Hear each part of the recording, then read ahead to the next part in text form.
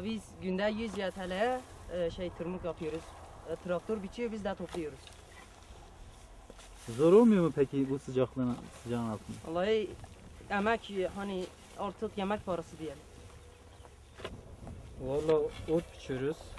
Traktör işte biçiyor, biz de akşama kadar işte traktörün arkasında ot topluyoruz. Böyle yani köy işleri falan. Peki zor olmuyor mu? Vallahi zor oluyor, tabii ki zor, yani köy işi artık, ne yapalım. Başka da meslek falan yok yani. Yapacak başka bir şey, iş yok. Ne kadar alıyorsunuz akşama kadar? 100 TL falan alıyoruz. Sabahtan akşama kadar. Bir de bu sene bir de Ramazan'a denk geldi, işte oruçluyuz falan, akşama kadar çalışıyoruz, böyle mecburuz yani köy işleri. İlk önce dağları işte bitirdik, şu an ovalara indik. Onları biçiyoruz. Traktör bitirdik şu an, bu da bizim işimiz artık, ondan sonra o topluyoruz. Toplama işi de bize düşüyor.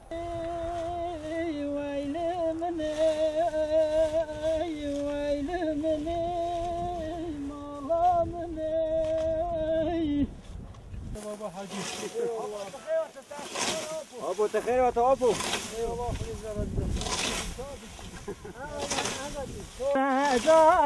ويلو لو لو لو لو ويلو لو لو سركو هينو بدار جادلي هينو بدار ويلو لو لو لو لو ويلو لو لو سركو هينو بدار ويلو لو لو زاي قستل فري جادلي كور امريكا ناطلي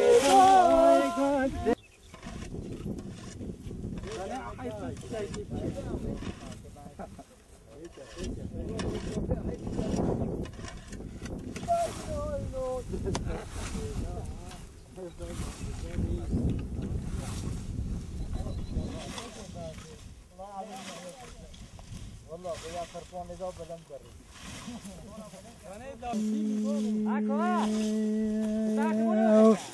لا دي مالي تشام بالبي لوتنا ابينا ارينا جاي قصو اربنا لا نقاتنا Hazırlığımızı yapıyoruz. Sen sor. Aziz Bilmeden. Tamam hadi sor. Burada ne iş yapıyorsunuz?